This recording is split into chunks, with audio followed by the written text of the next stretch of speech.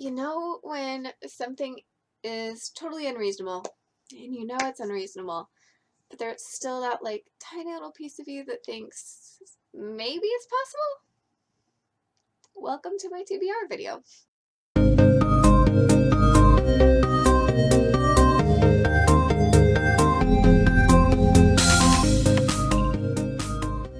Hey everybody, my name is Erin. Today I'm filming my November TBR, and it's too much. It really is. But I'm not worried about it. I'm gonna have fun with it. I'm doing 2 readathons, and I'm just gonna see where the month takes me. So I've got 2 readathons going on this month. The first one is the Clear Your Shit readathon, and this is just a readathon to burn through some of those TBR piles, and mine is huge. So it's been really fun so far. Each character has a fatal flaw, a strength, and a weapon. My fatal flaw, true to life, is that I buy books instead of going to therapy. Retail therapy. My strength is that I'm a TBR champion. I love lists. Checking off goals gets me through my day. And my weapon, I chose a pile of rocks, one of which is named Carl. So there's books falling on the city. We have been chosen to help save the city. There are 3 prompts a week. You heard me right, 3 prompts a week. And this goes through November and December. So I'll keep you all updated throughout the month. I'll probably start each video with a little catch up. And yeah, we'll see how many of those books I actually get through. And then I also found out my friend over at Laura's Library Card, she is a gem. If you do not watch her channel, please watch it. She is probably the most supportive person I've met on BookTube, and she just deserves every ounce of love. And she's doing Love in the Night, and this has a nice little bingo board, which I'll put up later, and it's a paranormal romance readathon, which does not at all fit into the other readathon. But it is a week long. It's like the second week in November, and so I'm gonna pick some books out for that as well. Will I get through all of these? No. I am not going into this thinking I'm gonna get through all of these. However, I love readathons. I think it's gonna be fun, and I have Thanksgiving break to kind of help me push through some of these.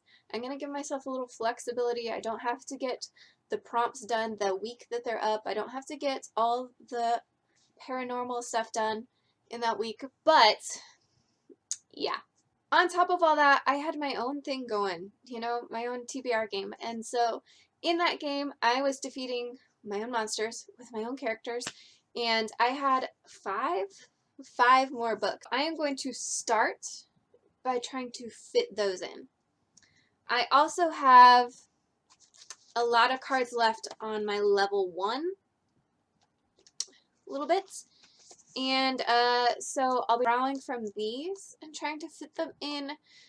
They're not going to fit into the paranormal romance one because I don't have a lot of those on my shelves. The ones I do have, I've already read.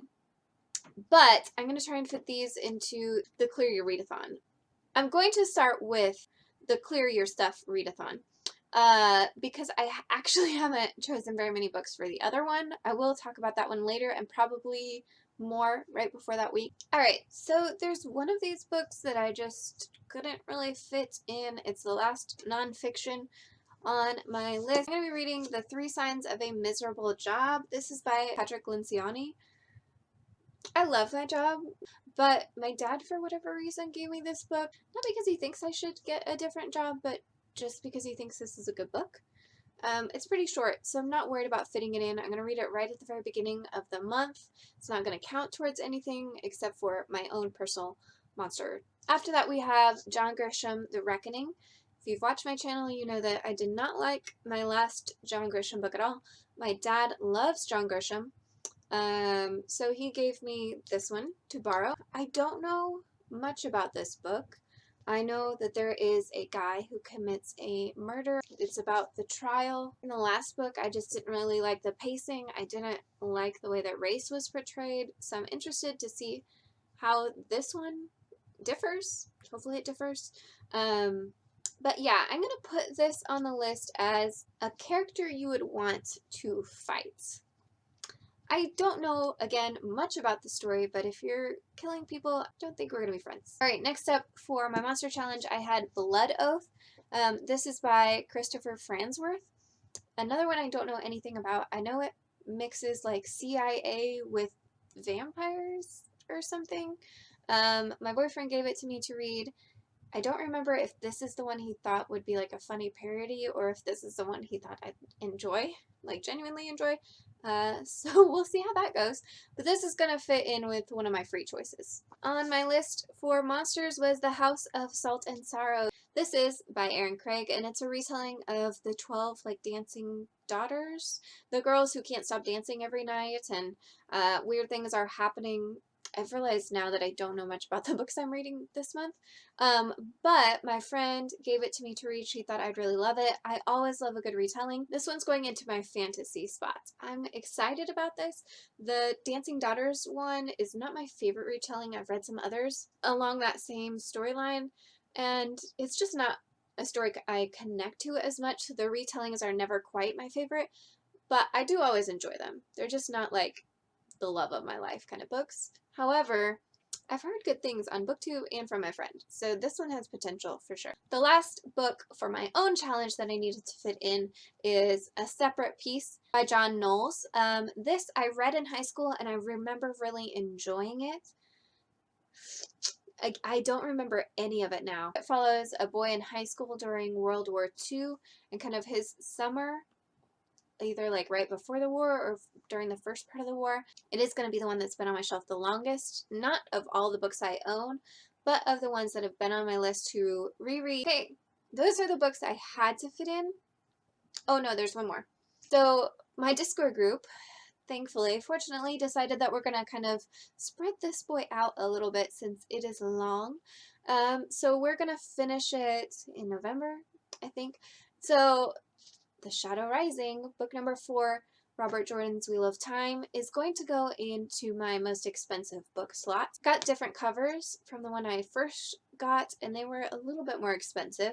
And just because of the size of the book, the fact that there are 14, that I'm going to end up buying all of that put together along with the more special covers, not the most special covers, medium special covers, make these pretty expensive. I have already started. I am on page 154 of like 900. That means we are moving into our drawing.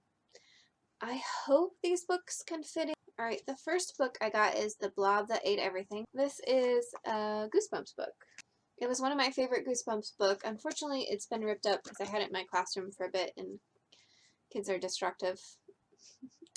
But this one is about a kid who types up a story about a blob monster that comes true. And I just always loved the picture of this. For whatever reason, it looked like a giant thing of bubble gum, and I thought that was hilarious as a child. So yeah, this one. Ooh, okay. This is going to go in the blue spots. It is not blue like water, but it has a lot of blue sky and a blue spine. So, blue. We have The Shadow Thieves. The Shadow Thieves by Anna Ursu. This one my sister really loved. I think she gave me this book when she was kind of trimming down her shelves. People are getting sick. I know there's like this little kitten that mysteriously shows up and kind of leads them to the underworld where they are battling monsters and searching for a cure to this sickness. So it sounds pretty cool. I think it's going to be a really good middle grade. I think it was published in 2006, so it's been around for a while. And there are 3 books in this series, and this is the first one. So I'm interested to see if I like it. My sister liked it when she was younger, but it's been a while. So we usually enjoy the same book. Let's see where this can fit in. Ah, magical. That book is magical, and that's where it's going. Oh, thank goodness. Friend recommendation, which I have on this list. I've already had this on a different TBR, and I didn't get to it. It is The Shadow of the Wind by Carlos Ruiz Zafran. This is about a character called Daniel, who his father owns like a bookshop or does some bookshop dealing, and he finds a book called The Shadow of the Winds. and he enjoys it. And then he goes to try and find more books by this author and realizes that there are none. There are not even copies of the book that he owns anymore. He may have the last copy. So he sets out on an adventure to see if he can find more information about what's happening to all these books and the author. And, you know, I'm sure there will be some adventure along the way. I think this is a series as well. Starting a bunch of series is an issue for me. Could have been my fatal flaw on this TBR game. But yeah, this is going in the friend rec spot. Okay, this next draw is also very chunky. The Bridge of Clay by Marcus Zuzak. Okay, beautiful cover, but hopefully I can get some serious reading done in November. Basically, I'm just going to forgo all chores and responsibilities aside from, you know, my job and read. I love The Book Thief. It's one of my all-time favorite books. I reread it every few years and it gets me every time. I also have read The Messenger by him and really enjoyed that one as well. Not as much as The Book Thief, but I did enjoy it. So this was purely a author buy. Okay, so based on the cover jackets, there are 5 Dunbar brothers, and this story follows Clay, who is the quiet brother and has a secret. His secret is connected to the grandfather, apparently, who all it says is that he loved, who had a passion for ancient Greeks, which I can get behind. So yeah, a family secrets. We'll see how this one is. I think I'm going to put Bridge of Clay in my intimidating book spot. Not because it's big. It is big, so that is intimidating because I already have a big TBR. But more because I have loved the 2 books that I've read from this author. And I think the more books you love from an author, the more worried you are that the next one is going to be disappointing and somehow just kind of ruin the connection that you have with that author. I'm intimidated that maybe this book won't hold up. Can you see that? My graphic novels are written in yellow. Not the best choice, but still a choice. Got Moz by Art Spiegelman. Graphic novel, so thankfully a short one, finally, because it's been all big books aside from the Goosebumps. I feel like I heard a lot about this when I was like middle school, high school age. In this graphic novel, the Jews are mice and the Nazis are cats. So there's a very clear picture already created in your mind. Like it says, it's a tale of survival, and you know, you kind of know what you're getting into with World War II books, but I'm interested to see how this portrayal of a graphic novel of animals kind of brings it a different lens to it, a different light to it. This one will fit nicely in the animal prompt. Readathon freebie. Yay! I am going to choose another graphic novel. Monstrous by Marjorie Liu. This is going to go in my prettiest cover spot. Look at that. Beautiful. So this is like a steampunk horror graphic novel. This one was going around BookTube towards the beginning of the year and everyone loved it, so I bought it. Definitely going in my prettiest cover spot because I think that is beautiful. I love the gold. It also in the back has a cute little character here, and a cat. So yeah, just gorgeous all around. American Psycho is next. Don't know anything about this. It's on my 200 books to read. It was just kind of a random like classics, everybody should read this list. So this is on there. I'm going to go ahead and put it in the scary book slot. Is it scary? I assume it's scary. I literally know nothing about this book. And I know there's a movie. Don't know anything about the movie. So yeah, I'm assuming it's scary. I don't like scary things, which is why I've never read this book, because I have always thought it was scary. Huh. Okay, the next one I have is a beautifully funny little kid's book called The Gas We Pass. As you can see from the title, The Story of Farts. I'm assuming it talks about how it's okay to fart because we all do it. And yeah, so here we go. This is going to go, yeah, there we go, the shortest book. Definitely a tiny little thing. So that worked out well. Last draw, let's see, is Orange. I have volumes 1 through 3. This manga is a really pretty cover, so it could have been in my pretty cover too. But this is about Nahu Naho, who begins 11th grade, and she receives a letter from herself 10 years in the future, telling her things that are going to happen, kind of proving that this is really from her, and then telling her things she needs to do to change the future. The last slot I had actually was a group of friends, I think, and this fits beautifully. So, ta-da! This worked out. Worked out in the sense that everything fit, not worked out in the sense that it's achievable. There are also mini bosses. We don't know anything about the mini bosses yet. Can't plan for those, but maybe I can make one of these fit. You can double up on these. I just didn't, because what's the fun in that? Let's look at the bingo board for readathon number 2. I've already followed all the hosts. I don't think I have to do that during that week. Checking that off.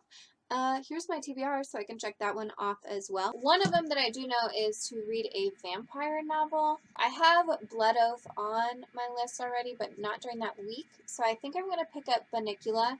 This is my cool velvety copy that I got from Barnes & Noble. The edges are sprayed orange, like a little carrot. So I'm going to read this little guy as my vampire novel for sure.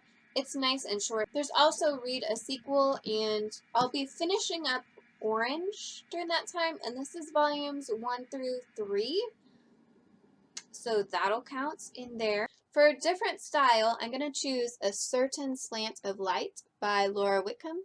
So this is going to be a reread for me. I read this back in high school, towards the end of high school, and this follows a ghost of a woman who takes over the body of a high school kid.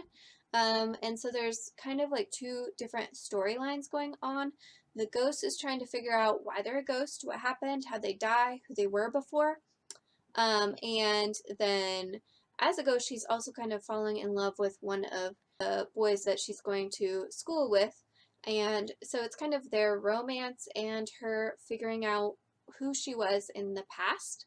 So I remember really enjoying this book. It was pretty dark, but I remember really enjoying kind of the outcome, the whole premise, and the way things were revealed. It's been long enough that I don't remember everything, so it'll be fun to get back into, and it's another short little one. Booktube Darling, I think I'll be reading a lot of Booktube Darlings. I don't think any of them come up that week, but like Monstrous could be a Booktube Darling, and if I get to it a little bit later, I get to it a little bit later.